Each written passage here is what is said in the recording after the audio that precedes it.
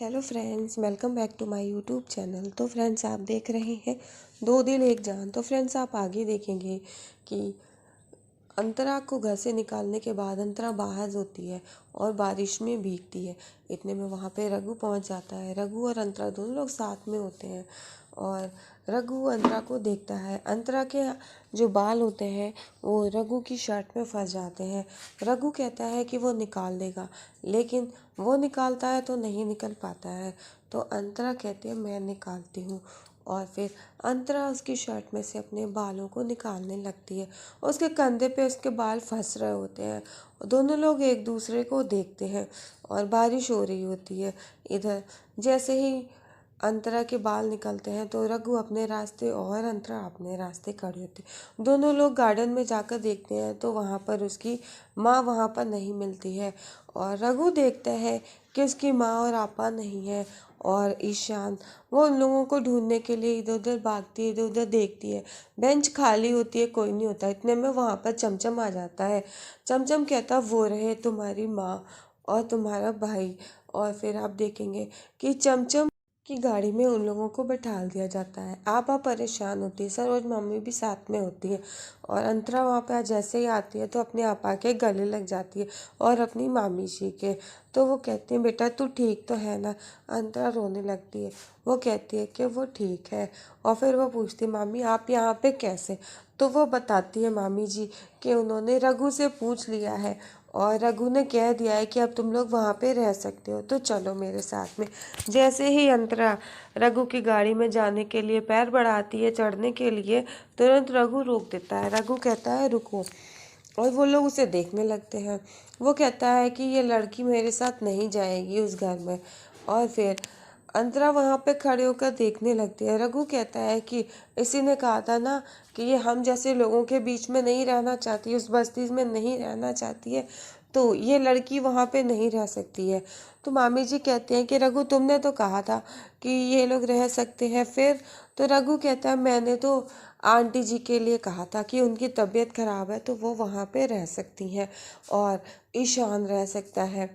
तो मामी जी ये सुनकर हैरान हो जाती है। वो ये कहती बेटा ये कहाँ जाएगी अकेली लड़की, अनजान शहर, यहाँ पर कोई ठिकाना भी नहीं है, कहाँ पर जाएगी। तो रघु कहता है चाहे जहाँ जाए, अकेली ये कहीं भी रह सकती है। और फिर आप देखेंगे रघु कहता है कि ये हमारे साथ नहीं जाएगी। आपा भी कहती हैं कि फिर अंतरा कहाँ जाएगी। अंतरा कहती है कि मैं रह लूँगी अकेले, आप लोग मत परेशान होइए। रघु देखने लगता है। अंतरा और रघु एक दूसरे को देखते हैं साइड से, और फिर रघु जब जाता है अपनी गाड़ी में बैठने के लिए, तो गाड़ी में बैठ के गाड़ी चलाने के लिए रघु कहता है। और फिर आप देखेंगे कि अंतरा मामी जी से कहती है कि मामी जी आप लोग जाइए और मेरी चिंता मत करिए, मैं बिल्कुल ठीक हूँ और मैं कल आकर के मिलती हूँ। इधर आँख खोल जाती है तो अंतरा कहती है कि माँ आप लोग चलिए मैं आती हूँ। तो उसकी माँ पूछती बेटा तू कहाँ गई थी। वो बताती है कि मेरी यहाँ पर एक नई सहेली बन गई है, मैं उसी के पास गई थी और अभी आप लोग जाइए, आज मैं रात को उसी के साथ रुकूंगी, कल सुबह होते ही आ जाऊंगी। तो उसकी माँ कहती है कि ठीक है बेटा, अपना ख्याल रखना। तो वो कहती है कि ठीक है माँ। और फिर अंतरा ईशान से कहती है कि बेटा तू माँ का ख्याल रखेगा ना।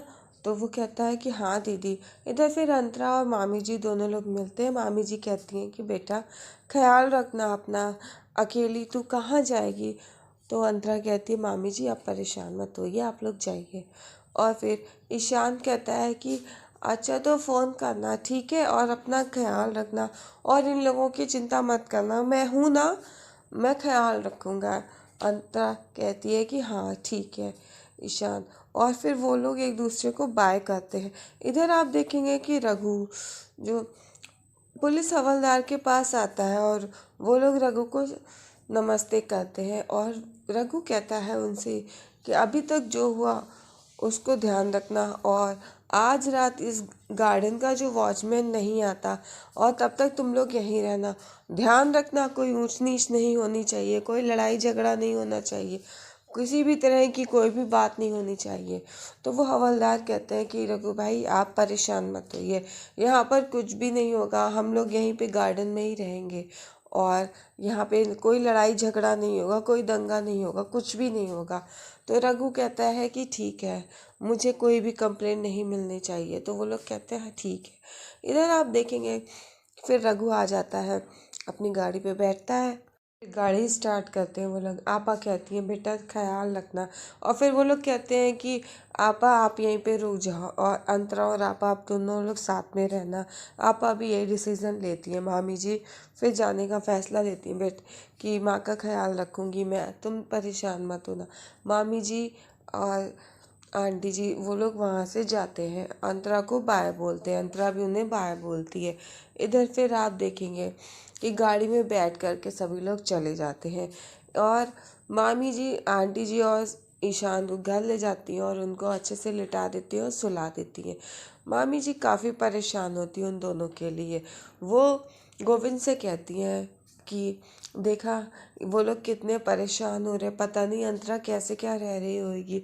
तो गोविंद कहता है कि तुम इस बात के लिए रघु का शुक्र करो कि उसने यहाँ पर कि दीदी और ईशान को आने दिया। अगर वो नहीं आने देता तो कम से कम ये लोग तो यहाँ पर ठीक है ना, अंतरा अपना ख्याल रख लेगी। और फिर अंतरा को जो सज़ा मिली है उसकी जिम्मेदार वो खुद है। और सरोज मामी कहती हैं आप ऐसे क्यों कह रही हैं। इतने में वहाँ पे ईशान आ जाता है सोकर उठ के। वो कहता है कि मुझे मामी जी फ़ोन करना है। तो वो कहती फ़ोन किसे। तो ईशान कहता मुझे पापा को फ़ोन करना है।